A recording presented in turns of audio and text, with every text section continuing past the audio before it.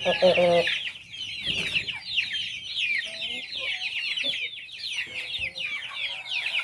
ito na po yung mga sisiyo ng mga chicken, no?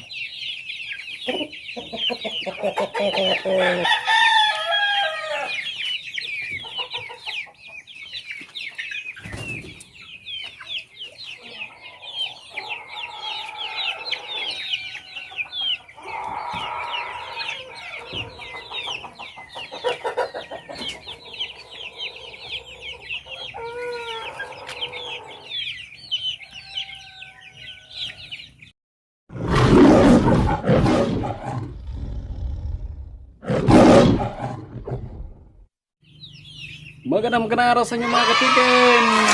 Okay, kumusta po kayo dyan mga ka-chicken? Sana okay lang po kayo dyan mga ka-chicken, ano? At pasensya na, medyo natagalan tayo makapag-upload ulit ng ating video dahil medyo na busy lang po tayo mga ka-chicken doon sa mga nakarang araw at wala po tayo dito sa ating manukan. Kaya ngayon mga ka-chicken, update ko muna kayo dito sa ating manukan. O ito po yung nakita nyo mga sisiyo ko sa likod. Dito na po yung mga sisiyo ko, nilipat ko dito. Nilagay ko dito sa ating breeding area. Inalis ko lang muna yung mga inahin tsaka tandang. Nilipat ko doon sa ating range. Kaya sila muna yung naka-range dito ngayon. Ayan, mga tag 1.5 months to 2 months na po ito. Yung iba po, yun, siniparate ko, medyo natamaan po ng sipon sa mga nakarang araw doon sa sunod-sunod na pagulan. Kaya medyo ano po sila. Kaya ito na po sila mga ka-chicken. O ayan mga ka-chicken. Pinapagala ko muna sila ngayon. Kasi medyo mainit naman yung panahon. Kaya ayan. Nakagala sila. Kabang tuwa sila mga ka-chicken. Yung iba siniparit ko mga ka-chicken kasi yun, natamaan nga na sipon. May pakita ko sa inyo yung sa taas yan. Yung mga tandang ko dito na natira mga ka-chicken, tinali ko lang muna kasi hindi pwede sila isama doon sa mga naka-range natin kasi mag-aaway sila kasi manibago sila na hindi natin nila nakasama itong mga tandang na ito. Kaya yan, diyan sila sa loob. Pag tuwing gabi magpapahinga na sila, dito sila sa loob, mapasok lang sila. At saka kung tagulan naman, hindi ko muna sila pinapalabas ngayon na medyo okay naman yung panahon. Ayan, pinapalabas ko sila kaya nakagala sila. Ang tuwa sila, nirange ko nung muna sila kasi parang naano na sila dun sa loob. Yung ammonia din ng ano, ipa kung palagi sila nag-stay doon, kaya yan, nakakatuwa din sila. Chicken, doon po yung ating breeding area. Ito po sila. Dito po yung ating mga Rhode Island Red. Yan. Ito pong inahin dyan. Napaganda ng roster natin. Kaya dito rin. Ito naman nating mga Hubbard. Yan. Wapong tingnan. Kaya ayos na ayos ito mga ka-chicken.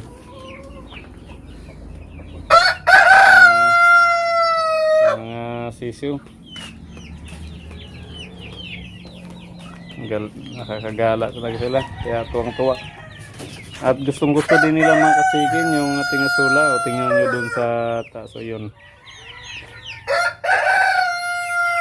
napasok na yung ulo nila. Ayan, kukuha tayo mga ka-chicken para makita nyo na gustong gusto talaga din nila yung ating asula. Kuha tayo dito yung ating sulapan, no? Yung sa mga hindi pa nakakita. Ito yun. At saka kung gusto nyo malaman kung paano po yung pag-cultivate ng asula, may video na po tayo sa mga nakaraan nating vlog. Tingnan nyo na lang po doon. part 1 at part 2 po yun para mas klaro yung pagpapaliwanag natin tungkol sa pag-cultivate ng asola at kung ano ito, kung ano mga benepisyo at saan makakuha at saan makakabili. Ayun, kuha muna tayo. Bigay natin sa ating mga sisiw.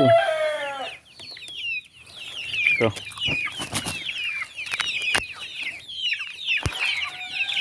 Yan o. Oh, nag-aabang sila. Yung mga katikin o. Yan, nag-aagawan. Yan, gustong gusto po talaga nila yung ating asola. Yan.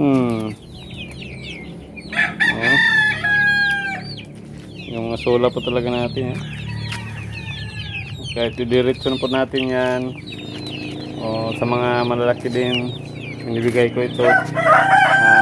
Pagkain nito, pwede lang diretso yung pagbigay sa kanila o kaya naman ihalo natin sa ating pagkain o dun sa feeds. Yan, kuha pa tayo.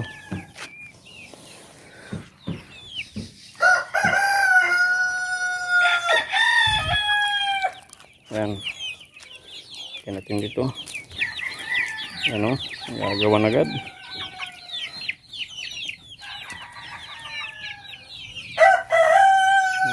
Kung gusto talaga nila yung ating asola o yung nandito, ubos na.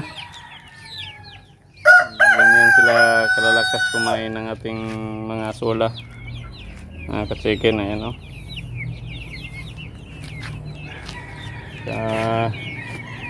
Yung iba pag gusto nang kumain, yun nga, dito banda, pinapasok lang nila yung mga ulo nila at kinukuha nila dyan kasi naabot naman din nila. Nakakatuwa sila tingnan mga ka-chicken.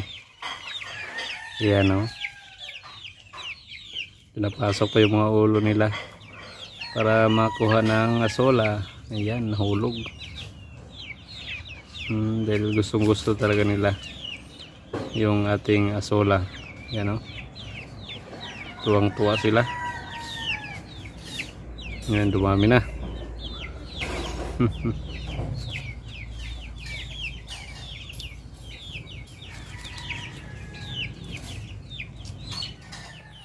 Nandito tayo ngayon mga chicken sa ating range area.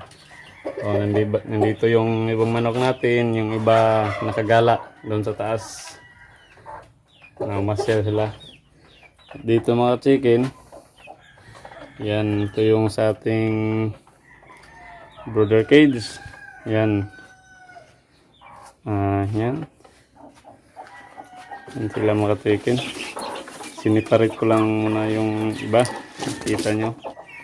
Yan sa mga chicken. Dito mga chicken, ito makikita nyo. Parehong batch lang ito sila.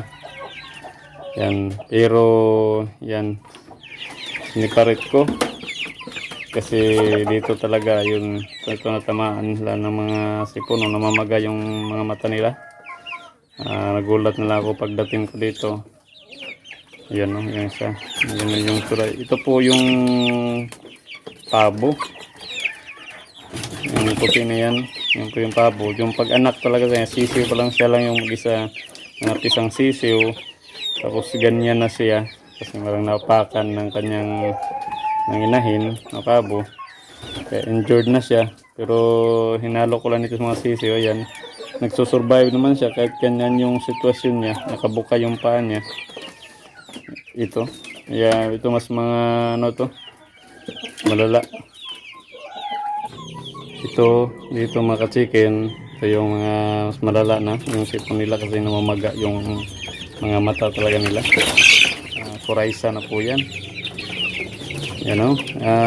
Tiniparit ko po sila mga ka-chicken kasi dito hindi sila may mga sipon na sila konti pero mas katulad dito na yung tulad ng matanisan na yun.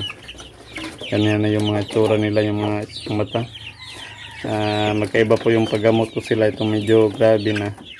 Ito po yung pinapainom ko sa kanila. L-Spec powder. Yan, ito po yung binibigay ko sa kanila dito. At saka sila naman,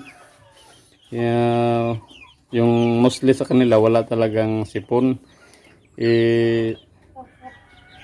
Pero sila yung magkakasama kasi nung hindi ko pa ito nilagyan ng harang, silang yung magkasama so bali sila yung close contact sa mga mas malalang sa may mga mas malala ng sipon. Kaya dahil sila yung mas close contact dito, kaya pinapainom ko din sila ng gamot. Ito naman yung minibigay ko sa kanila, Primoxil powder. Ito yung pinapainom ko sila dito. Siniparit ko sila mga chicken. Yung purpose kasi dyan, para di masyadong mahawaan talaga. Kasi ito mas mga grabe na ito eh. Kung saan pa, mas infected na ito dito kaysa dito. Kaya siniparit ko yung mga infected na talaga at saka yung hindi pa. At saka dito, binibigyan ko lang din sila ng gamot as a prevention din. Dahil wala pa naman silang wala naman lang sipon. Prevention na din yan. Yan dito. Ito yung may mga naramdaman na talaga. Kitang-kita na sa kanilang yung isang mata nila okay, pero yung kabilang mata wala na. Namamaga na. Tingnan mo yung isa oh. Yan yung itsura nila no. Yan. Ito tinilagay. Saka ito naman dito, yung kasunod nila na bats. Yan, mga ano pa to dito? 3 weeks. Yan. Palit ko naman din dito sila. Saka may dalawa din akong Rhode Islander dito, mga dark, mga gani. Yan. Ginagamot ko din yan. Kaya yun yung nakagandahan ng border kills natin mga ka-chicken. Pwede natin tanggalin yung harang sa kanila para wide sila. Pwede din natin ganyan, hati-hatiin. Kaya napakaganda po. Sa mga hindi pa nakakapanood, paggawa natin ng ito nating border cage. Yan po yung itsura niya. Panoorin po sa ating mga nakaraang vlog kasi nandoon po ang paggawa natin ng border cage. Yan o. Ayos na ayos mga ka-chicken.